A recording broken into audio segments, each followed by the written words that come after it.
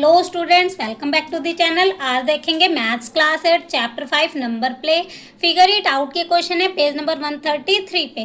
Question number 1 से लेके 12 तक हमने लास्ट की वीडियोस में किए थे। आज की वीडियो में हम करेंगे 13 से लेके 16 तक। तो क्वेश्चन नंबर 13 है, choose any 3 numbers when is their sum divisible by 3, explore all possible cases and generalise. इस क्वेश्चन में हमें क्या करना है, 3 नंबर लेने हैं जिनका जो सम है वो क्या होना चाहिए, 3 से डिविजिबल होना चाहिए।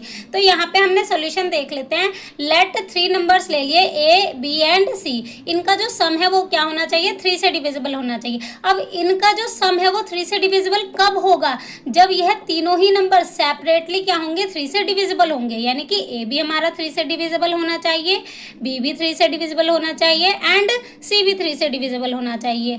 तो यहाँ पे हमारा ये जो नंबर होगा वो क्या होगा, 3 का मल्टीपल होगा, तभी ये 3 से डिवाइड होगा। तो नंबर्स हमारे क्या बन जाएंगे, 3a, 3b एंड 3c। तो इनका सम करेंगे तो क्या आ जाएगा, 3a plus 3b plus 3c। अब तीनों में ही क्या आ रहा है, 3 कॉमन आ रहा है, तो 3 कॉमन निकाल लेंगे तो क्या हो जाएगा, a plus b plus c। ये हमारी इक्वेशन बन गई। अब यहाँ पे हमें क्या करना है, पॉसिबल केसेस फाइंड करना है। तो यहाँ पे हम a, b एंड c की वैल्यूज पुट करके पॉसिबल केसेस फाइंड कर सकते हैं। तो यहाँ पे हमने पहला पॉसिबल केस फाइंड किया, a की वैल्यू पुट करी 1, b की 2 एंड c की 3 पुट करी। इनका सम किया तो कितना आएगा, 6, 6 3 जा 18। 18 क्या है, डिविजिबल बाय 3 है, 3 6 जा 18 होता है। उसके बाद हमने दूसरा पॉसिबल केस लिया, 4 प्लस 5 प्लस 6। इनका सम किया तो कितना आ रहा है, 15, 15 3 जा 45। अब 45 भी हमारा 3 का मल्टीपल है। तो इसी तरह से हम पॉसिबल केसेस फाइंड कर सकते हैं। तो क्वेश्चन नंबर 13 हमारा कंप्लीट हो गया। अब नेक्स्ट क्वेश्चन नंबर 14 है, is the product of 2 consecutive integers always multiple of 2, why, what about these consecutive integers, is it always multiple of 6। सबसे पहले यहाँ तक क्वेश्चन को करेंगे। इस क्वेश्चन में हमसे क्या कह रहा है कि क्या कोई भी 2 कॉन्जिक्यूटिव इंटीजर्स का जो प्रोडक्ट है वो 2 का मल्टीपल होगा, ऑलवेज होगा।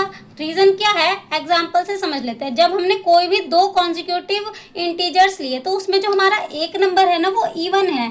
अगर हमारा एक नंबर इवन है तो उनका जो प्रोडक्ट है वो भी हमारा क्या आएगा, इवन नंबर आएगा। तो वह हमारा 2 का मल्टीपल होगा ही होगा। यहाँ पे 2 3 जा 6, यह भी हमारा 2 का मल्टीपल आ रहा है क्योंकि इसमें 2 इवन नंबर है। उसके बाद 6 7 जा 42 लिया, इसमें भी हमारा 6 क्या है, इवन नंबर है, तो ये भी हमारा 2 का मल्टीपल होगा। और यह हमारे 6 के मल्टीपल भी होंगे। Is it always multiple of 6, इसका आंसर आएगा हाँ, यह भी हमारे 6 के मल्टीपल होंगे ही होंगे। देखो यहाँ पे हमने इनका प्रोडक्ट किया तो ये 6, ये भी हमारा 6 का मल्टीपल है। उसके बाद 42 भी हमारा 6 का मल्टीपल है। हमने 2 कॉन्जिक्यूटिव इंटीजर्स लिए 11 और 12, इनका जो प्रोडक्ट है वो भी हमारा 6 का मल्टीपल है। तो हम कोई भी 2 कॉन्जिक्यूटिव इंटीजर्स ले रहे हैं तो उनका जो प्रोडक्ट है वो हमारा 6 का मल्टीपल भी आ रहा है। That means always multiple of 6 भी बन रहा है। इसके आंसर में आ जाएगा, the product of 2 consecutive integer is always multiple of 2 because 1 integer will always be even and also multiple of 6। Number हमारे 2 के भी मल्टीपल होंगे हमेशा और हमेशा 6 का मल्टीपल भी होगा। अब आगे क्या कह रहा है क्वेश्चन में, what can you about the product of 4 consecutive integers, what about 5 consecutive integers. इसी तरह से 4 कॉन्जिक्यूटिव इंटीजर्स लेंगे तो उनका प्रोडक्ट क्या होगा, इसी तरह से 5 कॉन्जिक्यूटिव लेंगे उनका भी प्रोडक्ट क्या होगा। तो यहाँ पे सबसे पहले हम 3 का देख लेते हैं। The product of 3 consecutive integer is always multiple of 6 because it contains a factor of 2 and a factor of 3। जो हमारा 3 कॉन्जिक्यूटिव इंटीजर्स होंगे वो ऑलवेज क्या होते हैं, 2 एंड 3 के फैक्टर होते हैं। अगर वह 2 एंड 3 के फैक्टर हैं तो वह हमारे 6 के भी फैक्टर होंगे। यहाँ पे हमने लिया 6, ये हमारा क्या है, 3 2 जा 6 होता है, तो ये हमारा 2 का भी मल्टीपल है और 3 का भी मल्टीपल है, तो ये हमारा क्या होगा, 6 का मल्टीपल भी होगा। उसके बाद हमने लिया 18, 18 हमारा 2 का भी मल्टीपल बन रहा है और 3 का भी बन रहा है। इसी तरह से 12 भी है, ये भी हमारा क्या बन रहा है, 2 का भी मल्टीपल बन रहा है और 3 का भी और 6 का भी बन रहा है। तो हम अगर 3 कॉन्जिक्यूटिव नंबर्स लेंगे तो वो हमारे किस किस के मल्टीपल होंगे, 2 के, 3 के एंड 6 के होंगे। अब 4 कॉन्जिक्यूटिव इंटीजर्स लेंगे तो क्या आएगा, the product of of 4 consecutive integer is always multiple of 24। उनका जो मल्टीपल है वो 24 होगा because it contains a factor of 4 and a factor of 3 and a factor of 2। अब इनका जो फैक्टर है वो 2 भी होगा, 3 भी होगा और 4 भी होगा। अब एग्जाम्पल से समझ लेते हैं। हमने कोई भी 4 कॉन्जिक्यूटिव इंटीजर्स लिए, लेट सपोज 4, 5, 6, 7।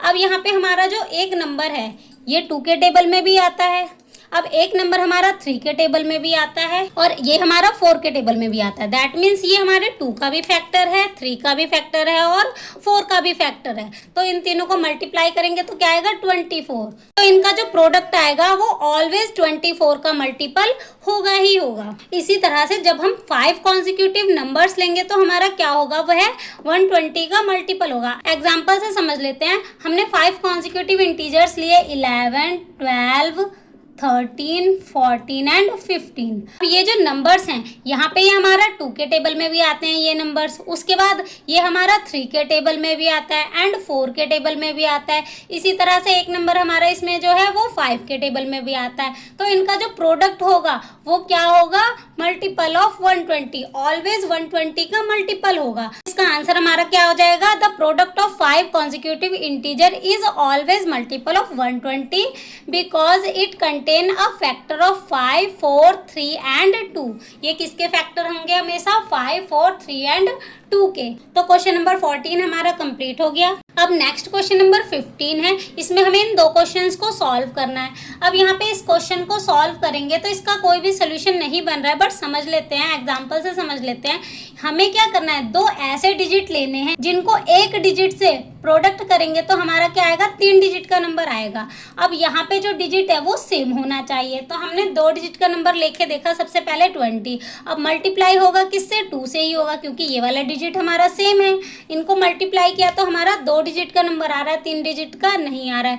अब हमने 3 की लाइन का एक नंबर लेके देखा तो यहाँ पे भी हमारा नहीं आया। यहाँ पे हमारा आया 3 डिजिट का नंबर जब हमने 34 को मल्टीप्लाई किया 3 से, क्योंकि यहाँ पे हमारा सेम डिजिट होना चाहिए तो हमने यहाँ पे 3 रखा है। तो इनका जो प्रोडक्ट है वो हमारा 3 डिजिट का आ रहा है, बट तीनों ही डिजिट हमारे क्या होने चाहिए, सेम होने चाहिए। तो हमारा किसी भी केस में ऐसा नहीं आ रहा है, तो इसका आंसर आ जाएगा नो सॉल्यूशन। अब नेक्स्ट सेकंड पार्ट है। हमें इसमें क्या करना है, 5 को ऐसे नंबर से मल्टीप्लाई करना है जिसमें हमारे लास्ट के 2 डिजिट क्या होने चाहिए, सेम होने चाहिए। अब सबसे पहले हम फर्स्ट डिजिट जान लेते हैं कि कौन सा है। अब यहाँ पे जब हम किसी भी नंबर को 5 से मल्टीप्लाई करते हैं तो हमारा लास्ट का डिजिट या तो 0 आ सकता है या फिर 5 आ सकता है। लेकिन अगर हम यहाँ पे 0 रखेंगे तो क्या हमारा नंबर बनेगा, यहाँ पे हमारा 0 आ जाएगा। तो 0 ओ 0, तो क्या ये कोई नंबर बनेगा, स्टार्टिंग में तो 0 होता ही नहीं है, तो ये हमारा कोई नंबर नहीं बनेगा। दैट मीन्स यहाँ पे 0 तो कैंसिल हो जाएगा। तो यहाँ पे हमारा क्या नंबर हो सकता है, 5 हो सकता है। तो नंबर क्या बन जाएगा, 5O5। ये हमारा O है, 0 नहीं है, O है। तो यहाँ पे अब हमें पता करना है कि O की जगह पे हम कौन सा नंबर रख सकते हैं। तो यहाँ पे हम 0 से लेके 9 तक कोई भी डिजिट रख सकते हैं। तो हमने यहाँ पे सभी को रख के देखा, तो यहाँ पे हम जो वैल्यू रखेंगे ना उसको पुट करके लास्ट के 2 डिजिट इन दोनों के सेम आने चाहिए। तो जब हमने 0 रखा तो हमारा आंसर क्या आ रहा है, 2525। यहाँ पे तो हमारा क्या है 05, यहाँ पे हमारा आ रहा है 25, तो ये भी नहीं होगा। उसके बाद जब हमने 1 पुट किया तो लास्ट के 2 डिजिट में 15 है, इसमें 75 आ रहा है, ये भी नहीं होगा। अब यहाँ पे हमने 2 पुट करके देखा तो 25 आ रहा है, यहाँ पे भी 25 आ रहा है। अब यहाँ पे हमारी दोनों की वैल्यू सेम तो नहीं हो सकती, तो ये भी नहीं होगा। उसके बाद हमने 3 पुट किया तो क्या आ रहा है 35, यहाँ पे 75, 4 पुट करने पे यहाँ पे 45, यहाँ पे 25, 5 तो पुट नहीं कर सकते क्योंकि यहाँ पे हमारा अलग डिजिट है, तो ये तो कैंसिल ही हो जाएगा।